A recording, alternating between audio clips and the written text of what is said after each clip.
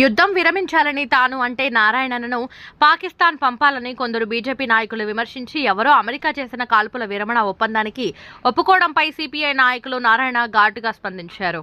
PoK ఆక్రమించకుండా ఎందుకు శాంతి చర్చలకు వెళ్లారు అని ప్రశ్నిస్తూ తనను పాకిస్తాన్ వెళ్లాలన్న వారు ఇప్పుడు మోదీని పాకిస్తాన్ పంపాలి అన్నారు.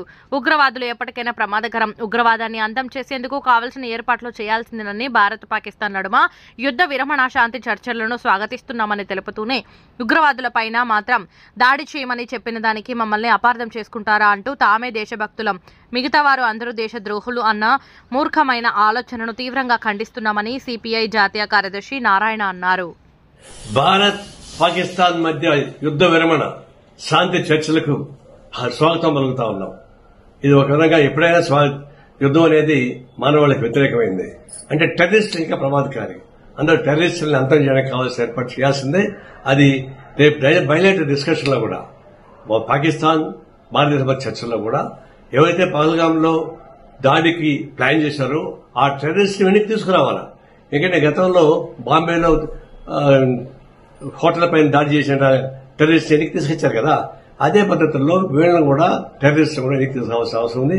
దాన్ని బయట డిస్కషన్ పెట్టాలా. ఇంకొకటి, ఇప్పుడు శాంతి చర్చలు కొనసాగిస్తున్నాయి కదా, మరి ఒకప్పుడు నేను చెప్పిన దాన్ని నాకు నారాయణ పాకిస్తాన్ పంపించాలని చెప్పేసి కొంతమంది బీజేపీ నాయకులు అవాక శాఖలు వాగారు. ఇప్పుడేమంటారు, ఇప్పుడు మోడీని పంపించాలనా పాకిస్తాన్కి?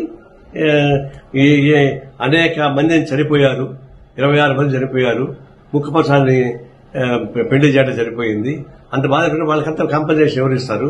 వాటిపైన ఎవరు బాధ్యత ఇస్తారు? మరి అవన్నీ లేకుండా ఎందుకు సీజ్ ఫైర్ అయ్యారు? ఎందుకు పీఓకి ఎందుకు ఆక్రమించుకోవడం చేశారు? ఇవన్నీ చూసినప్పుడు మీరు టాక్టిఫుల్ గా భారతదేశం అడ్డం పెట్టుకుని చేసే వ్యాపారం తప్పకుండా నాకేం కనపడలేదు.